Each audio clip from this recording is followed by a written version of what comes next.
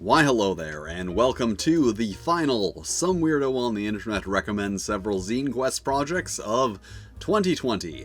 So at this point I'm just going to assume that you know what Zine Quest is, and I've thrown out most of my rules, so let's just get to it. So first up we have the Magical Repair Shop, a game where you repair magical items.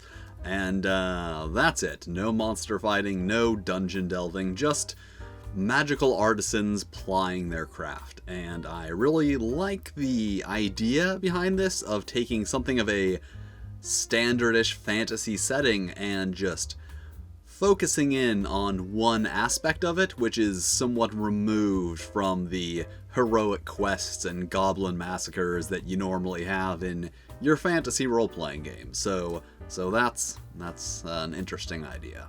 Next, Nadir, a single-player space survival game. Don't know a lot about this one, but I find the concept of single-player games interesting, even though I've never played one.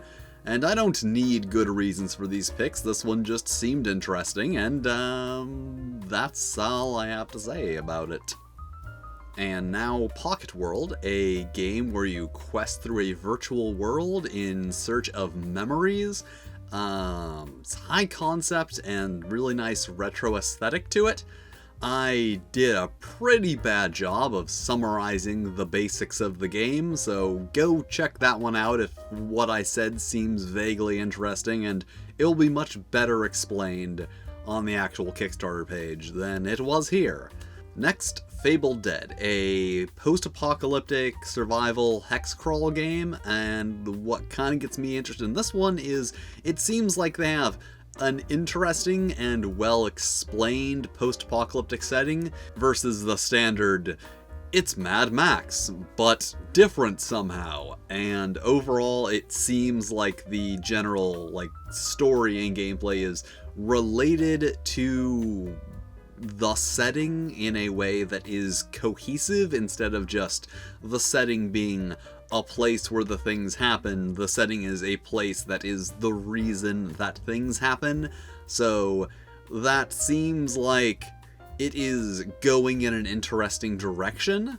And finally, No Love's Land, a game that I do not know very much about because it hasn't launched yet, but it is apparently a LARP about battle robot girlfriends, and that sentence should be more than enough to make you want to know more about this project, so check that one out when it launches, I guess, or, check out all of the projects that I have highlighted here.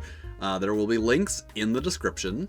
And with that ends my coverage of Zine Quest 2020. If there are any more projects that pop up in the next couple days, I will probably share them on my Twitter, so you can go there and see if there are any of those.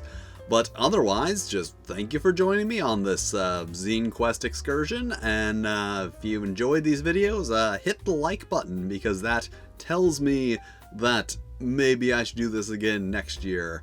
And an extra special thank you to all of the people who backed Punktopia, the punk role-playing game, which, far surpassed the original goal, hit all of our stretch goals. Very exciting, so that's a thing that's going to be coming out, and, yeah. So, until there are zines to talk about again, I have other content you might enjoy. You can check that out. I have various obscure tabletop role-playing game reviews that is relevant to this, or maybe you can just check out whatever YouTube happens to think you might like. They probably have an algorithm to figure it out, so, it might be something that you enjoy.